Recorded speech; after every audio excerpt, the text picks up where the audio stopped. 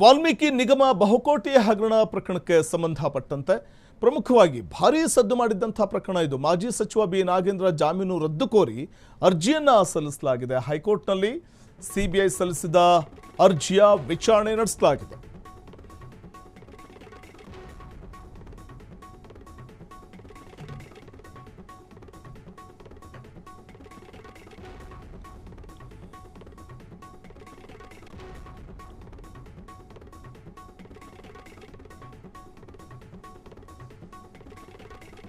ನಾಗೇಂದ್ರ ನಿರೀಕ್ಷಣಾ ಜಾಮೀನು ರದ್ದು ಮಾಡಲು ಮನವಿ ಮಾಡಿಕೊಂಡಿದ್ದಾರೆ. ಹೈಕೋರ್ಟ್ನಲ್ಲಿ ಸಿಬಿಐ ಸಲ್ಲಿಸಿದ ಅರ್ಜಿ ವಿಚಾರಣೆ ಮುನ್ನೆಲೆಗೆ ಬಂದಿದ್ದು. ಸೆಷನ್ಸ್ ಕೋರ್ಟ್ ಆದೇಶವನ್ನು ಪ್ರಶ್ನಿಸಿ ಸಿಬಿಐ ಮೇಲ್ಮನವಿಯನ್ನು ಸಲ್ಲಿಸಿದೆ.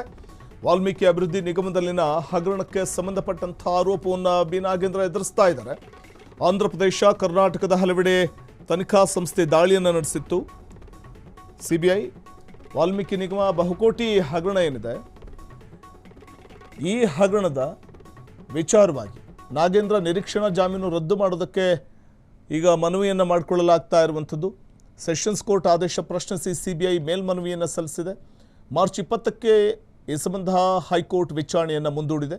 ವಾಲ್ಮೀಕಿ ಅಭಿವೃದ್ಧಿ ನಿಗಮದಲ್ಲಿ ನಡೆದಿದ್ದಂಥ ಬಹುಕೋಟಿ ಹಗರಣದ ಒಂದು ಆರೋಪ ನಾಗೇಂದ್ರ ಕೊರಳನ್ನು ಸುತ್ತಿಕೊಂಡಿತ್ತು.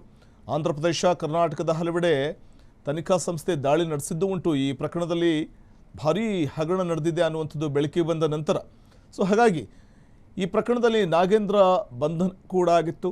ಸಚಿವ ಸ್ಥಾನ ಕೈತಪ್ಪಿ ಹೋಗಿತ್ತು. ಅಂದರೆ ಸಚಿವ ಸ್ಥಾನಕ್ಕೆ ರಾಜೀನಾಮೆ ಕೊಡಬೇಕಾದಂಥ ಅನಿವಾರ್ಯ ಪರಿಸ್ಥಿತಿ ಕೂಡ ಬಂದೊದಗಿತ್ತು.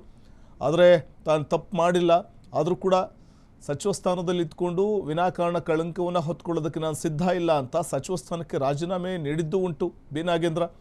ಆದರೆ ಈ ಪ್ರಕರಣದಲ್ಲಿ ನಾವು ನೋಡ್ತಾ ಹೋದರೂ ಕೂಡ ಒಂದಷ್ಟು ಅಪ್ಡೇಟ್ಸ್ ಮಾಹಿತಿಯನ್ನು ನೋಡ್ತಾ ಹೋದರೆ, ಸೆಷನ್ಸ್ ಕೋರ್ಟ್ ಆದೇಶವನ್ನು ಪ್ರಶ್ನಿಸಿ ಸಿಬಿಐ ಮೇಲ್ಮನವಿ ಸಲ್ಲಿಸಿದೆ. ಹೈಕೋರ್ಟ್ನಲ್ಲಿ ಸಿಬಿಐ ಸಲ್ಲಿಸಿದ ಅರ್ಜಿಯ ವಿಚಾರಣೆ ಮುನ್ನೆಲೆಗೆ ಬಂದಿರುವಂಥದ್ದು.